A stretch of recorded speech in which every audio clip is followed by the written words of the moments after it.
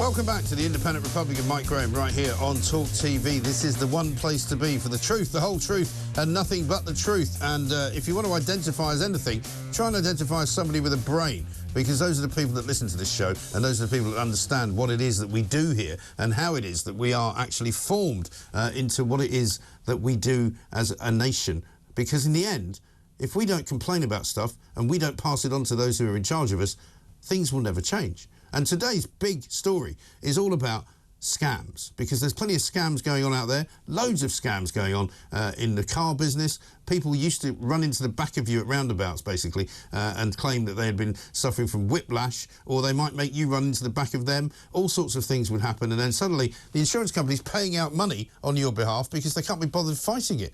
The latest ridiculous situation is happening in part of North London at the moment, and will probably spread to other parts of the country, where moped delivery drivers are crashing into cars and basically saying that they've been injured and wanting money from your insurance company, and that's what's going on. It's very easy to do, because an awful lot of the insurance companies just say, do you know what, we can't be bothered investigating, it costs too much money, let's just pay them. If they want 5,000, if they want 10,000, let's just do it. Let's talk to Harry Miller, founder of Fair Cop, and find out what he knows about it. Harry, very good morning to you. Good morning, Mike. I do identify as someone with the brain, if that's okay. You do you? Excellent. I do. That's why you're on. That's why you're on here. I have a number of detractors, but I'm sticking to it, and don't you dare de-brain me. Well, listen, it's very obvious that you've got a brain. It's very obvious that you speak common sense because you practice it. Your job involves you actually pointing out the idiocy of certain things that go on in this world, which we might get to in a minute. But let's talk just before we do that about some of these scams, because I can't believe we've reached a point in this world where insurance companies would rather pay out money than actually investigate whether somebody is committing a crime, effectively, by falsely claiming injury or falsely claiming compensation for something that really didn't happen. Yeah, I agree. This is one of those things where the police will try and shrug this off as none of their business, an insurance problem, but it's not. If you think about it, Mike, it's a form of robbery. Yeah, it is. What these dishonest lunatics are doing is committing an act of violence by running their moped into a car with the intention of defrauding somebody.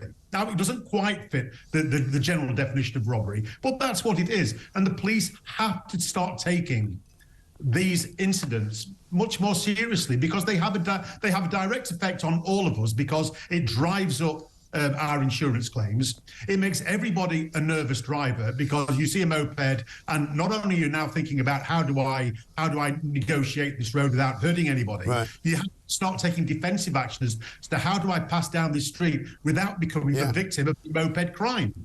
So the police need to spend less time dealing with the nonsense and more time dealing with these very real world issues. I mean, it's dangerous for everybody. You drive a moped into the side of a car, it's dangerous for the moped rider, it's dangerous for the car driver, it's dangerous for everybody. It's dangerous, it's dangerous for everybody that's around the vehicle. And the problem in London, I don't know what it's like where you are, is that you're literally driving down a road now and you've got people on these electric scooters, you've got people on electric bikes. They might or might not be in a bike lane. You've got the moped drivers who are sort of weaving in and out of traffic. They come around you at the lights. I mean, it's a real, you know, kind of obstacle course now, just driving down the road. Yeah, I have very little sympathy with e-scooter riders and all that kind of nonsense. The dangerous. I got knocked over in a park in London by somebody riding a flipping e-scooter. So when the police give chase in order to stop them, I'm definitely on the side of the police, because these are a scourge, they are a menace, and these are precisely the kind of hooligans who the police should be hunting down and bringing to justice. Safety of us all. Absolutely right. I mean, I had an incident a few years ago in a McDonald's car park, of all places, where I'd take my son and three of his mates. I was taking them bowling or something, and they wanted to stop and get some food. And I was backing my car out of the space that it was in, and there was no car behind me in the space behind. What I didn't know, because I didn't see it, was there was a motorcycle parked there, right? And as I backed up, I sort of thought, that sounds a bit weird. I'd literally touched it at a sort of minimum speed of about ½ mile an hour, and I knocked it over. So I pulled it over, stopped the car, the guy came running out in high dudgeon, dressed in leathers. He was about a 45-year-old middle-aged fat bloke. Started shouting at me. I said, "Look, mate, I'm sorry. Let's lift up your bike. No damage at all. There was nothing broken. It had literally just fallen over like that. It was a BMW. Put it back up. Next thing I know, I've given him my insurance. They send me a bill to say that apparently I've caused £3,000 worth of damage to his bike. I said, sorry. And he said, are you joking? They said, oh, yeah, no, we've checked it out. He sent us an invoice. And it literally was about 3 pages long with all these things that were apparently wrong. And I said, well, haven't you investigated this? And they went, it's not really worth doing. We're just going to pay him. And I went, well, how's that going to affect my insurance? And it didn't really affect it badly. It didn't cost me any money, but my insurance went up, obviously. But there was no way that we caused £3,000 worth of damage.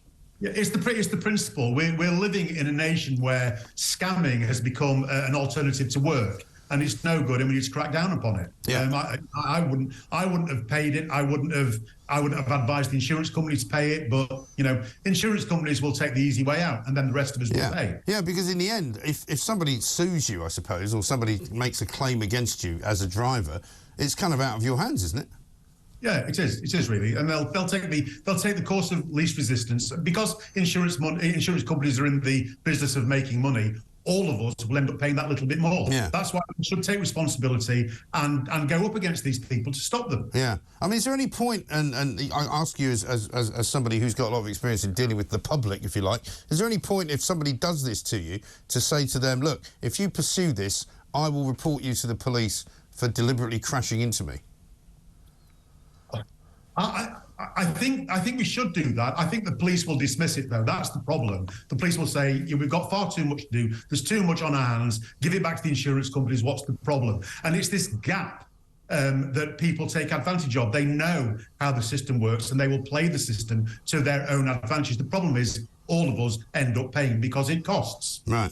Yeah, unbelievable. Let's talk a little bit about some of the weirdness that's been going on this week in schools. There's already now Gillian Keegan, the Education Secretary, talking about doing an investigation into the school in Rye, where we heard that piece of audio the other day of a teacher arguing with children who was saying, well, no, we don't agree with the fact that there's loads and loads of different genders. We actually think there's only two.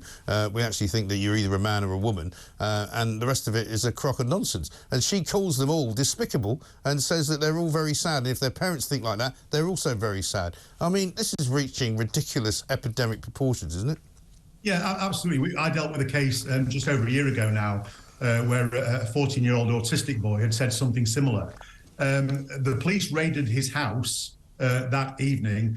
He was reported to Prevent, the anti-terrorist organisation, and we had audio. We got hold of audio of the meeting with the headmaster the following day, where the head teacher said, unless you readjust your thinking, one, you'll not get a job, and two, you're likely to be glassed if you ever say that in a pub. The teacher said that. You are likely to be glassed if you express that view in a pub when you're older. This is where we are at. And I lay the blame fairly and squarely at the College of Policing because they have empowered this nonsense. These are the people that came after me for saying I was assigned a mammal at birth, but I identify as fish. Yeah. As far as they were concerned, me saying that was the equivalent, it was the equivalent of preparing to stab Stephen Lawrence. Yeah. That's what they said.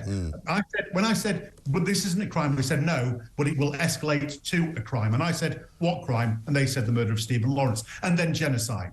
This is where we're at. Look, Mike, you know, and I know, and the vast majority of the sane public know that you're born male or you're born female. There are a very small number of people who have a medical condition which is called intersex, and that is it. You cannot identify out of being human. You cannot identify out of your sex. You cannot identify into being a cat any more than I can identify into becoming a slim bloke who looks like Brad Pitt. It's simply not possible. Well, this is the thing. But it's worrying, though, that kids who are clearly making very sensible decisions. I actually said to somebody yesterday, I was quite encouraged by listening to the children in Rye, the school there, because it sounded like they actually had their heads screwed on, and it sounded like they had actually had proper parenting to tell them not to believe all of this rubbish and not to swallow all of this nonsense and to actually argue about it. And they argued about it in a particularly good way, and their logic was sound. You know, their arguments were well formed, and I thought they absolutely took that teacher to the cleaners. But what worries me is the teacher will still be working there and will still have those views. Yeah, I agree. Well, thank God that critical thinking remains alive and well around the family dinner table. Of course, well, in England it does anyway. In Scotland, not so much. Right. Ireland, potentially not so much, where the police are attempting to criminalise speech within the family home. But in Britain, thankfully, in England, sorry, we don't yet have that. And so kids are able to learn from their parents. The family is the primary organisation within our country, not the school. Right. This is what happens, of course, in Maoist China.